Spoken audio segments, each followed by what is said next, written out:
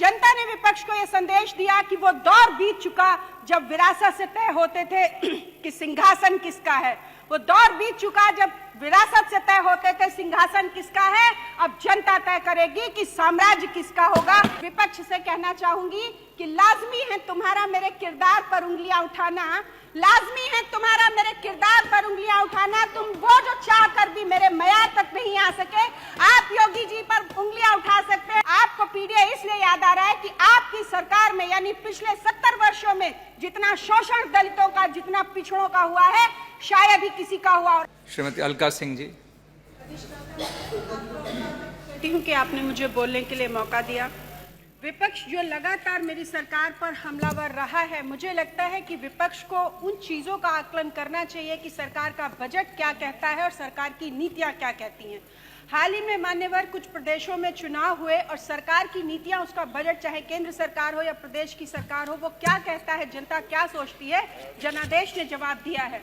हरियाणा का जो चुनाव था, ये महज चुनाव नहीं था, ये हार जीत का मुद्दा नहीं था। हरियाणा के चुनाव ने यह साबित किया कि जिस अन्नदाता किसान के नाम पे इस देश को अराजकता में झोंकने की कोशिश की गई, हरियाणा को जाट बनाम गैर जाट की राजनीति में बांटने की कोशिश की गई, जातिवाद की राजनीति में बांटने की कोशिश की गई, उस हरियाणा ने सरकार की नीतियों पर मोहर लगाते हुए यह संदेश दिया कि हम सरकार की नीतियों से सहमत हैं। अन्नदाता किसान ने एक सुर में सहमति दी। हरियाणा एक प्रयोगशाला थी, बहुत बड़ी प्रयोगशाला थी अन्नदाता के नाम पर। इसके बाद चुनाव आता है दिल्ली का। दिल्ली जिसे मिनी इंडिया आप कह सकते हैं, पूरब से पश्चिम और उत्तर से दक्षिण का व्यक्ति निवास करता है, और उस दिल्ली के व्यक्ति ने, प्रत्येक राज्य के निवास करने वाले व्यक्ति ने एक सुर में सरकार की नीतियों को सराहते हुए जवाब दिया कि हम सरकार की नीतियों से सहमत हैं और ये वो सरकार है कि यदि हमें समस्या हुई तो घुटने के बल बैठकर सरकार हमें सुनेगी। इस जनादेश का विपक्ष ने आकलन ही नहीं किया, क्योंकि उसे तो सिर्फ सत्ता प्राप्ति चाहिए थी। और जनता ने विपक्ष को यह आदेश दिया, जनता ने विपक्ष को यह संदेश दिया कि वो दौर बीत चुका जब विरासत से तय होते थे कि सिंहासन किसका है। वो दौर बीत चुका जब विरासत से तय होते थे सिंहासन किसका है। अब जनता तय करेगी कि साम्राज्य किसका होगा। सबसे बड़ा कष्ट विपक्ष का ये था। माननीय अधिष्ठाता महोदय, एसी कमरों में बैठे विपक्ष के तमाम नेताओं ने 2024 के चुनाव में एक भ्रम फैलाया जनता के बीच में कि भारतीय जनता पार्टी संविधान को समाप्त कर देगी। लेकिन हमारी सरकार कहते हैं ना कि जो भ्रष्टाचारी होते हैं, जो लुटेरे और दलाल होते हैं, उनका काम होता है किसी सच्चे व्यक्ति के खिलाफ अफवाहें फैलाना। वही सरकार के खिलाफ किया गया। लेकिन सरकार, चाहे माननीय प्रधानमंत्री रहे हो या मुख्यमंत्री रहे हो, सर झुकाकर जनहितकारी नीतियों की बात करते रहे, क्योंकि वक्त नहीं था उस प्रोपेगेंडे का जवाब दे पाने का। संभवतः लोकसभा चुनाव में इन्होंने खूब चलाई अफवाह, लेकिन जनता जनार्दन ने उत्तर प्रदेश विधानसभा के चुनाव में सूद समेत इनको जवाब दिया है और ये बताया है। और जनता ने जो जवाब दिया, बता दिया कि तुम्हारी अफवाहें सिर्फ अफवाहें हैं। इन छद्म युद्धों से सरकार को आप गिरा नहीं सकते हैं। और विपक्ष से कहना चाहूंगी कि लाजमी है तुम्हारा मेरे किरदार पर उंगलियां उठाना, लाजमी है तुम्हारा मेरे किरदार पर उंगलियां उठाना। तुम वो जो चाह कर भी मेरे मयार तक नहीं आ सके, आप योगी जी पर उंगलियां उठा सकते हैं, लेकिन 20 वर्ष अपने शासन को देखिए। माननीय सभापति महोदय, इनको पीडीए की याद आती है, क्योंकि आपको पीडीए इसलिए याद आ रहा है कि आपकी सरकार में यानी पिछले 70 वर्षों में जितना शोषण दलितों का, जितना पिछड़ों का हुआ है, शायद ही किसी का हुआ। और आज भी मैं भारतीय जनता पार्टी की सरकार से आती हूँ और एक ऐसे समाज से आती हूँ जिसे 70 वर्ष आपके लोगों ने प्रतिनिधित्व नहीं दिया, भारतीय जनता पार्टी ने दिया है। मैं उस अर्कवंशी समाज से आती हूँ, इसलिए दर्द समझती हूँ लोगों का कि कितना अपमान सहा है लोगों ने, कितना कष्ट चाहा है। और अगर उस अपमान को देखना है तो आइए, मेरी विधानसभा में ग्राम पंचायत और पूरे विपक्ष को आमंत्रित करना चाहती हूँ। ग्राम पंचायत कुकरा, चाहे गौरवशाली चमार समाज से आने वाली एक प्रधान को खत्म करने का काम आपके भूमाफिया ने किया है, जिस पर 50 लाख का तहसील से इशू हुआ था। 2012 में सरकार आपकी थी, 2012 में उस पर 50,000 का कर्ज था। उसने उस चमार समाज की गौरवशाली उस महिला को खत्म करने की कोशिश की है।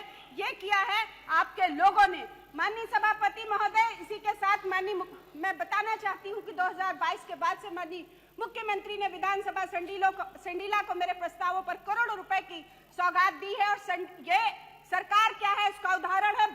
तरीकी कंपनी जिसका ऑटोमेटिक जो पूरा सिस्टम है और एशिया की पहली कंपनी है जो संडीला में लगाई गई है। आप तथाकथित विपक्ष के जनप्रतिनिधि उसी संडीला के इंडस्ट्रियल एरिया में वसूली क्या करते थे इनकी सरकार में, लेकिन आज बर्जर सरी की कंपनी वहां पर खुली है।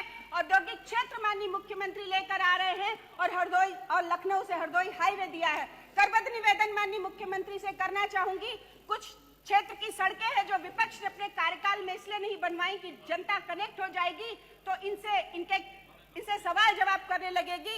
कल्याण खेड़ा महिटा से लखनऊ बॉर्डर तक, रैकवार खेड़ा से कटियार तक, रैकवार खेड़ा से कटियार तक, प्रहलाद खेड़ा से गोड़वा खेम तक, हाजीपुर से देवरी भटपुर तक, बनी से बंजरा तक, जुगराजपुर से रामपुर तक, टिटई से भोगीपुर, हल्दर मजरा छावन से लगाकर रामपुर कौड़िया तक, बमनवा से कुंभर खेड़ा होते हुए बाराही तक। और माननीय महोदय एक विशेष सड़क है टीकन खेड़ा मजरा छावन से लगाकर सिद्धनाथ बाबा जाजूपुर तक।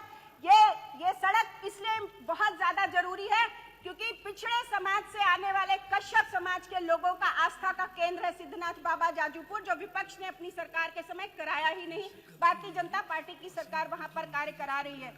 माननीय अधिष्ठाता महोदय पिछड़ों की बात करते हैं, इसी तरह से संडीला नगर में विपक्ष के ही एक चेयरमैन है जिन्होंने हिंदुओं की इतनी दुर्गति कर रखी है, विशेष रूप से दलित समाज के लोगों की, पिछड़े समाज के लोगों की हद तो तब गई कि मुस्लिम समाज के लोगों का कब्रिस्तान भी, उसकी जो जमीन है करोड़ों रुपए की, उसे भी दबाने की कोशिश की गई और भारतीय जनता पार्टी की सरकार उसकी नीतियां अर्थात उसकी विधायक खड़ी हुई है, तब उन मुस्लिमों के कब्रिस्तान की जमीन बचाई गई है। आपसे करबद्ध निवेदन करना चाहती हूं कि संडीला नगर में एक अंडर बाईपास की अत्यंत आवश्यकता है ताकि संडीला नगर और मंडल मलेरा से आने वाले लोगों का जीवन आसान हो सके। इसीलिए संडीला और इसके साथ ही संडीला नगर पालिका का परिसीमन भी अत्यंत आवश्यक है ताकि हिंदुओं की दशा में सुधार हो सके।